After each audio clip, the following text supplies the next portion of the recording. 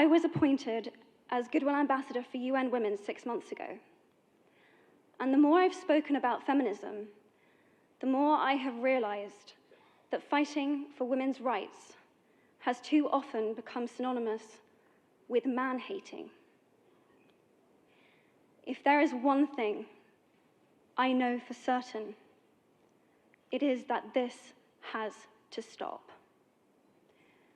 For the record, feminism, by definition, is the belief that men and women should have equal rights and opportunities. It is the theory of the political, economic, and social equality of the sexes. I started questioning gender-based assumptions a long time ago.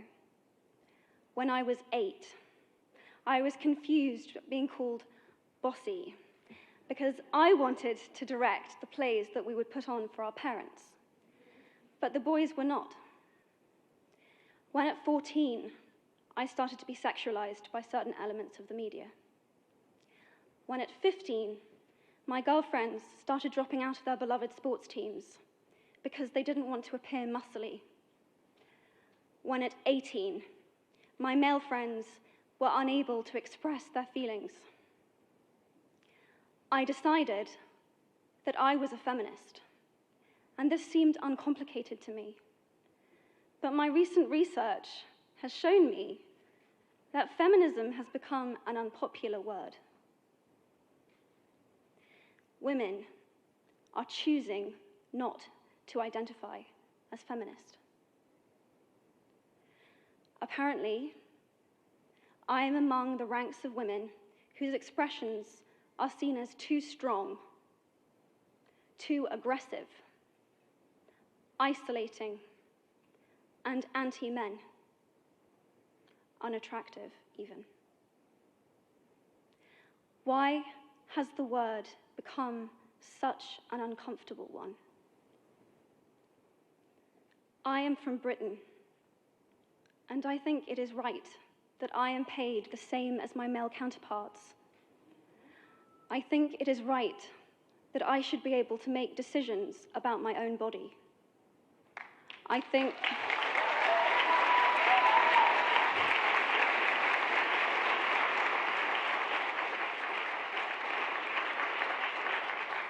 it is right that women be involved on my behalf in the policies and the decisions that will affect my life.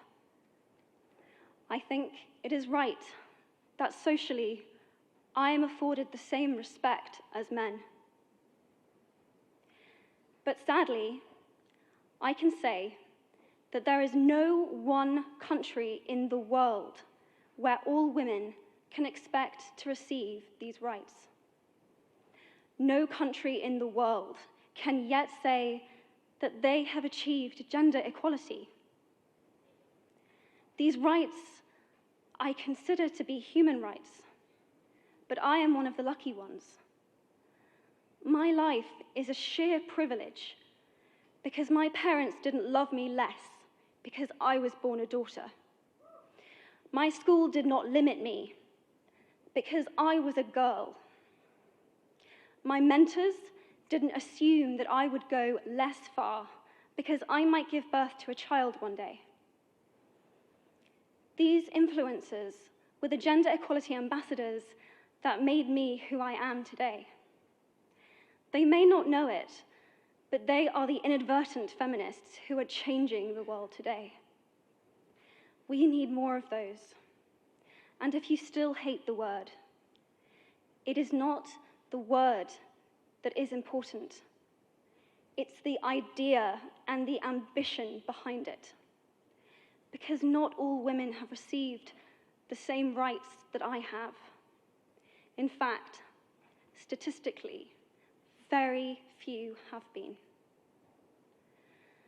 In 1997, Hillary Clinton made a famous speech in Beijing about women's rights. Sadly, many of the things that she wanted to change are still true today. But what stood out for me the most was that less than 30% of the audience were male. how can we affect change in the world when only half of it is invited or feel welcome to participate in the conversation? Men, I would like to take this opportunity to extend your formal invitation.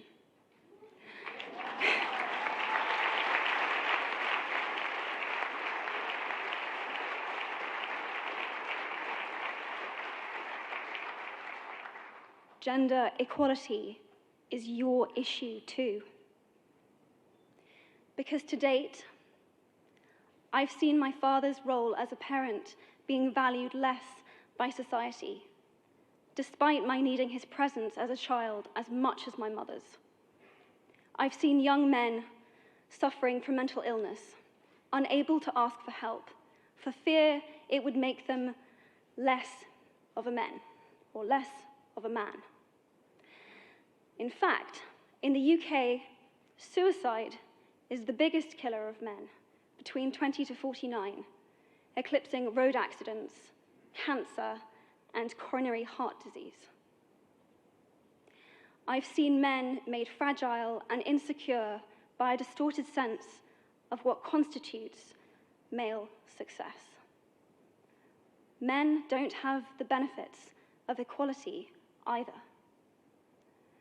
We don't often talk about men being imprisoned by gender stereotypes, but I can see that they are, and that when they are free, things will change for women as a natural consequence. If men don't have to be aggressive in order to be accepted, women won't feel compelled to be submissive. If men don't have to control, women won't have to be controlled. Both men and women should feel free to be sensitive. Both men and women should feel free to be strong. It is time that we all perceive gender on a spectrum instead of two sets of opposing ideals.